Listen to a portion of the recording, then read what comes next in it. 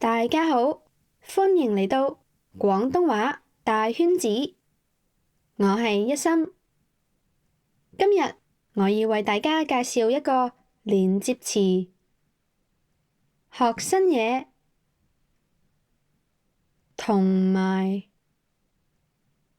同埋，同埋，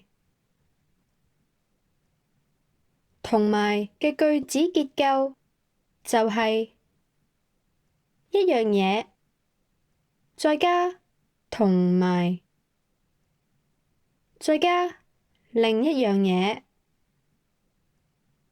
而呢一樣嘢可以係名詞、動詞，可以係一個句子。我哋一齊睇下一啲例子。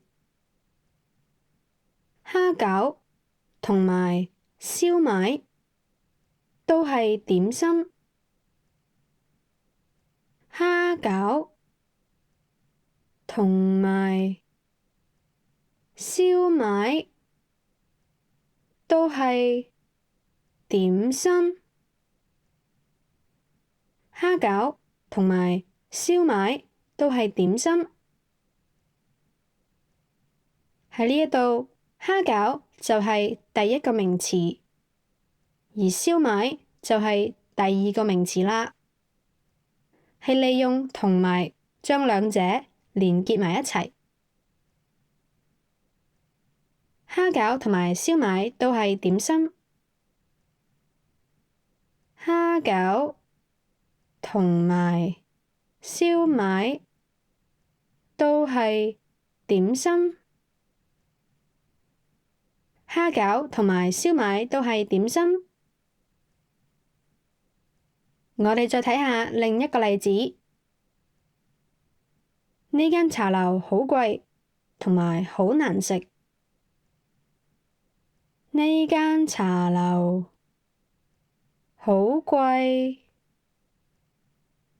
同埋好難食。呢間茶樓好貴，同埋好難食。喺呢度，呢間茶樓好貴就係第一個資訊，而好難食就係第二個資訊啦。利用咗同埋去將佢哋連結埋一齊。呢間茶樓好貴，同埋好難食。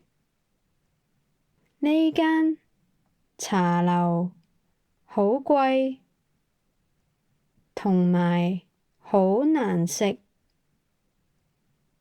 呢間茶樓好貴，同埋好難食。好，咁大家就練習下啦。都係嗰句，廣東話係我母語，但係如果有任何錯漏，歡迎留言話畀我知。好，係咁多，食飯先。